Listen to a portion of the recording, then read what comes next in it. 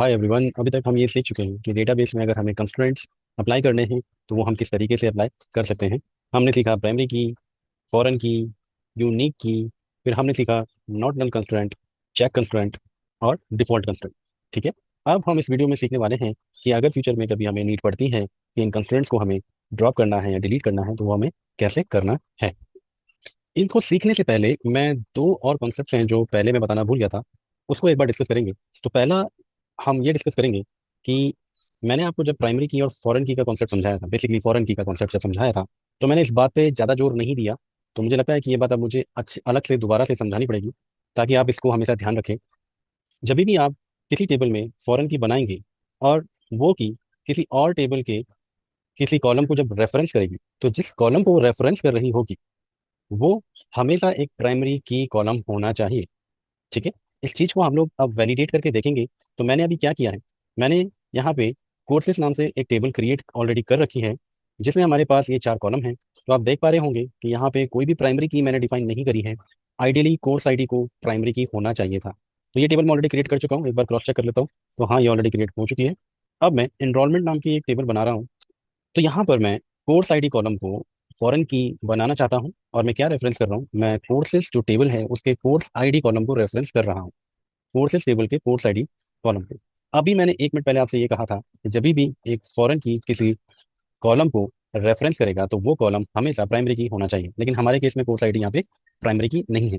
तो हम एक बार इस टेबल को क्रिएट करने का ट्राई करेंगे, और मेरी एक्सपेक्टेशन है कि यहाँ पे SQL सर्वर को हमें एरर देना चाहिए कि जिस कॉलम पर आप रेफरेंस कर रहे हो वो प्राइमरी की नहीं है। तो ये मैंने रन करा और इसने हमें वही एरर दिया कि देयर आर नो प्राइमरी और कैंडिडेट की in the reference table courses. ठीक है, जिस टेबल को आप रेफरेंस कर रहे हो उसमें कोई भी प्राइमरी की आपने डिफाइन नहीं करी है। कैंडिडेट की बेसिकली क्या होता है, ये कैंडिडेट की उन कॉलम के कॉम्बिनेशन को हम कहते हैं जो एक रिकॉर्ड को यूनिकली आइडेंटिफाई करने में हेल्प करता है। अगर आपको कैंडिडेट की यहाँ पे कन्फ्यूजन क्रिएट कर रहा है तो केवल आप प्राइमरी की पे ध्यान दीजिए, कैंडिडेट की को हम किसी और वीडियो में डिस्कस कर लेंगे। तो यही एक कॉन्सेप्ट है जो मुझे आपको बताना था। दूसरा कॉन्सेप्ट जिस पे मैंने आज ही ध्यान दिया कि जरूरी नहीं है कि आपको जब फॉरेन की बनानी हो तो आप हमेशा किसी दूसरे टेबल को ही रेफरेंस करें। आप अपने आप की टेबल को भी रेफरेंस कर सकते हैं। जैसे कि हम इस एग्जांपल में सीखेंगे, तो मैंने क्या किया है, एक एम्प्लॉयज टेबल ली है जिसमें मैं हर तरीके के कंस्ट्रेंट डिफाइन करने वाला हूँ, और फिर वो सारे constraint one by one drop करने वाला हूँ।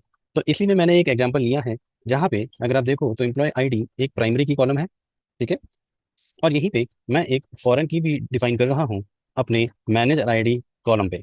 ठीक है, फॉरेन की को जब मैं डिफाइन किया, तो जैसे कि हम एक की का नाम दे सकते हैं की को डिफाइन करने टाइम पे, तो यहाँ पे ये मेरी की का नाम है। और एक्चुअली में जो हम की बना रहे हैं मैनेजर आईडी को बना रहे हैं। और इसके बाद आप ध्यान दीजिए कि ये कॉलम किसे रेफरेंस कर रहा है, ये खुद की टेबल को ही रेफरेंस कर रहा है। ठीक है। जैसे पुराने एग्जाम्पल में क्या था कि इनरोलमेंट टेबल का जो फॉरेन की कॉलम था वो ऊपर वाली टेबल को रेफरेंस कर रहा था, बट यहाँ पे कॉन्ट्राडिक्टरी, हमारा जो फॉरेन की है वो अपने आप को ही अपनी ही टेबल को रेफरेंस कर रहा है, अपनी ही टेबल के प्राइमरी की कॉलम को रेफरेंस कर रहा है। तो सिक्वल सर्वर में तो ये पॉसिबल है। अगेन मैं आपको बोलूंगा आप अपने डेटाबेस में चेक करिए कि क्या वहां पर भी ये चीज़ पॉसिबल है या नहीं। बस आपको यही बताना था कि दिस इज पॉसिबल। ठीक है। बट यहाँ पे क्या है ना, यहाँ पे एक चीज़ जरूर है कि जब आप पहली बार कोई रिकॉर्ड डालेंगे इस टेबल में, तो आपको मेक श्योर करना पड़ेगा कि या तो आप मैनेजर आईडी को नल डालो। नॉट मेक श्योर, पहली बारी में आपको नल ही डालना पड़ेगा पहला रिकॉर्ड जब आप डालोगे। क्यों? क्योंकि अगर आपने फॉरेन की का कॉन्सेप्ट पढ़ा होगा तो फॉरेन की में जो वैल्यूज आती हैं वो वैल्यूज आपको आती हैं दूसरी टेबल की प्राइमरी की से।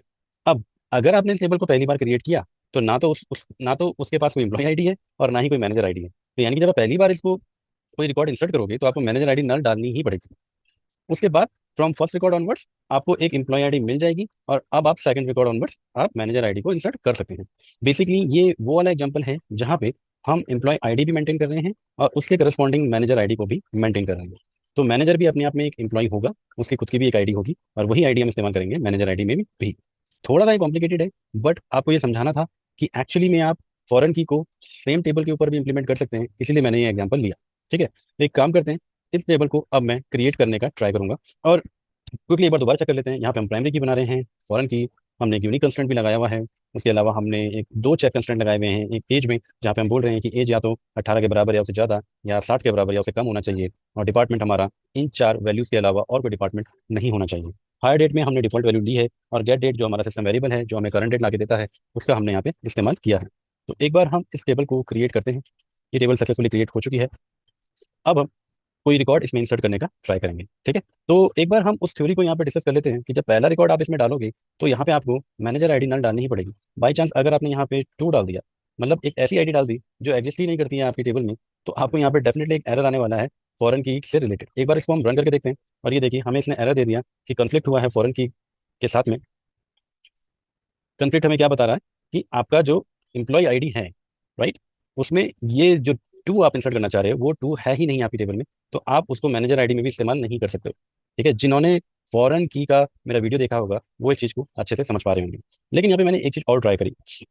ठीक है, अच्छा, आपको ये करने से पहले मैं दिखा देता हूँ कि एक्चुअली में हमारे पास टेबल में कुछ भी नहीं है।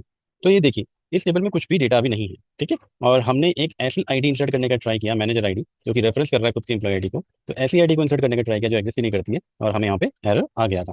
ठीक है, लेकिन मैंने क्या किया, मैंने इसको टेस्ट करने के लिए यहाँ पे वन डालने का ट्राई किया। सरप्राइजिंगली इसने ले लिया। इवन दो अभी तक एम्प्लॉयज में one employee ID equal to one करके कोई रिकॉर्ड नहीं है, बट फिर भी इसने ले लिया। शायद सिक्वल सर्वर ने इसको कुछ इस तरीके से समझा हो, या फिर जितने भी डेटाबेसेस हैं उन्होंने इस तरीके से समझा हो कि एनीवेज एम्प्लॉय आईडी वन को तो हम इंसर्ट कर ही रहे हैं, तो वो खुद को रेफर करके उसे इंसर्ट कर सकता है। तो एक एम्प्लॉय का अगर कोई मैनेजर नहीं है तो हम उसको खुद का मैनेजर यहाँ पे बना सकते हैं। कुछ ऐसा आप इसको समझ सकते हैं, ज़्यादा कॉम्प्लिकेट करने की जरूरत नहीं है, लेकिन मैं आपको बस समझाना चाह रहा था कि ये पॉसिबल है। तो एक बार इसको हम रन करके देखेंगे और ये देखिए यहाँ पे ये इंसर्ट हो चुका है। ठीक है, ऑलराइट। तो in order to avoid any confusion, मैं इसको वन हटा देता हूँ यहाँ से और इसको अपन नल ही रखेंगे। ठीक है, अभी टेबल में कोई भी रिकॉर्ड नहीं है, मैं इसमें तीन रिकॉर्ड इंसर्ट कर रहा हूँ। शुरू के दो रिकॉर्ड में अगर आप देखो तो मैनेजर आईडी नल ही है, लेकिन थर्ड रिकॉर्ड में हमने मैनेजर आईडी को वन लिया हुआ है, यानी कि माइकल का जो मैनेजर है वो जॉन स्मिथ है। ठीक है, एक बार हम इसे इंसर्ट करेंगे और ये देखिए तीन रो इंसर्ट हो गई हैं अच्छे से, हमारा मैनेजर आईडी भी पॉपुलेट हमने कर लिया है। ठीक है, अब अब हमारा काम हो गया जो हमें करना था। अब स्टार्ट करते हैं हम अपने कंस्ट्रेंट को वन बाय वन ड्रॉप करने का। ठीक है, ओके। तो जैसे कि हमने पहले भी डिस्कस किया था कि जब भी आपको फॉरेन की और प्राइमरी की से रिलेटेड कुछ भी डिलीशन आपको करना है, आई मीन टू से अगर आपको पेरेंट टेबल और चाइल्ड टेबल में कुछ भी डिलीट करना है, तो सबसे पहले जो डिलीट होगा वो चाइल्ड टेबल में होगा, उसके बाद आपके पेरेंट टेबल में होगा। हमारे केस में parent table and child table same है, तो हमारा जो स्टेटमेंट है मैं उसे कुछ इस तरीके से चेंज करूंगा कि सबसे पहले जो कंस्ट्रेंट ड्रॉप होना चाहिए वो फॉरेन की का कंस्ट्रेंट ड्रॉप होना चाहिए, उसके बाद ही आप प्राइमरी की के कंस्ट्रेंट को ड्रॉप कर सकते हैं। ऐसा क्यों? क्योंकि जब आप फॉरेन की को क्रिएट करते हैं तो आप प्राइमरी की को रेफरेंस करते हुए क्रिएट करते हैं। ठीक है, तो यानी कि आपको पहले अपना फॉरेन की को ड्रॉप करना पड़ेगा। इस थ्योरी को हम एक बार डिस्कस कर लेते हैं। Let me do one thing, क्योंकि हमने प्राइमरी की को बनाने समय पे प्राइमरी की को कोई नाम नहीं दिया था, तो सिक्वल सर्वर ने अपने आप से प्राइमरी की को एक नाम दे दिया होगा। लेट मी रिफ्रेश दिस, एक बार इसे रिफ्रेश करेंगे हम लोग और चेक करेंगे कि सिक्वल सर्वर ने उसे क्या नाम दिया था। तो let me go to employees और कीज में हम जाते हैं, तो प्राइमरी की को जो नाम दिया था वो दिया है 7AD। तो मैंने यहाँ पे जो लिखा है क्या वो यही है? नो, ये नहीं है, तो मैं एक बार से कॉपी कर लेता हूँ, रीनेम करके इसको यहाँ पे कॉपी करेंगे। ऑलराइट, तो एक बार हम प्राइमरी की कंस्ट्रेंट को यहाँ पे ड्रॉप करने का ट्राई करेंगे और सिंटेक्स हमारा सिंपल सा है। क्योंकि हम टेबल में कुछ चेंजेस कर रहे हैं तो हम ऑल्टर टेबल कमांड का यूज करेंगे। ऑल्टर टेबल कमांड शायद मैंने अभी पढ़ाया नहीं है, तो मैं इसी वीडियो के अलग से बना दूंगा। तो यहाँ पे ऑल्टर टेबल आपको लिखना है कीवर्ड, उसके बाद अपनी टेबल का नाम, फिर ड्रॉप कंस्ट्रेंट आपका कीवर्ड आएगा, और उसके बाद आपको अपने कंस्ट्रेंट का नाम लिखना है। ठीक है, तो यहाँ पे क्या है, अगर आप देखो तो यहाँ पे केवल एक ही ऐसा कंस्ट्रेंट है जिसका हमने नाम दिया है उसे डिफाइन करते वक्त, और वो है फॉरेन की। बाकी के जितने भी कंस्ट्रेंट हैं हमने उनके नाम नहीं दिए हैं। उनका नाम हमें कैसे पता करना है वो हम वन बाय वन डिस्कस करेंगे।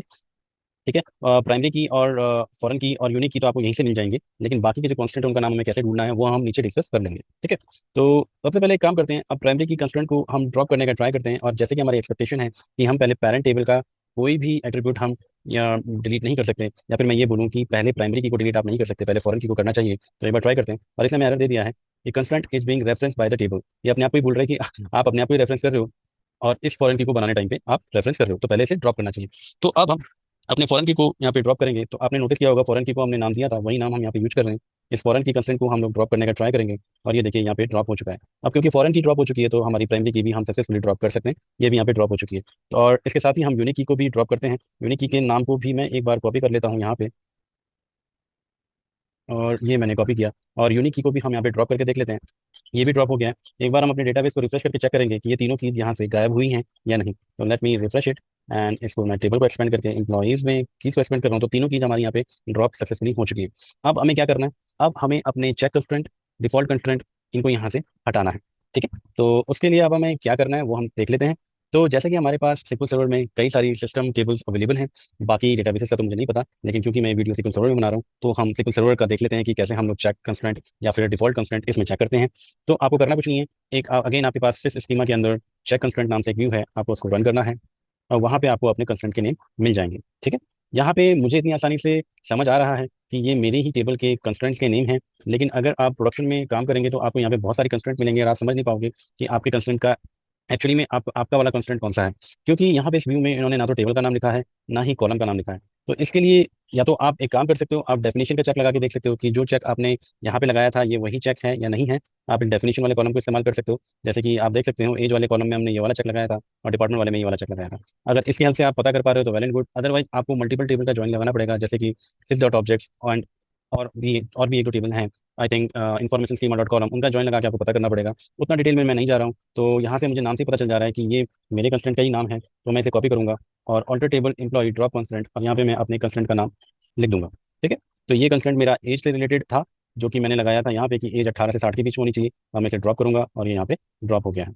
मेरा एक कंस्टेंट और है जो कि है डिपार्टमेंट से रिलेटेड, एम्प्लॉय डिपार्टमेंट से रिलेटेड, जहाँ पे हमने ये लिखा था कि हमारे पास केवल ये 4 डिपार्टमेंट होने चाहिए, इनके अलावा और कोई डिपार्टमेंट नहीं होना चाहिए। ये पूरा यहाँ पे नहीं दिख रहा है तो मैं इसे कॉपी कर लेता हूँ। तो ये देखिए, इसने और कंडीशन यहाँ पे लिखी हुई है, चारों डिपार्टमेंट से रिलेटेड। अब मैं करूँगा क्या, इस कंस्टेंट को कॉपी करूँगा और इसे भी मैं ड्रॉप करने वाला हूँ।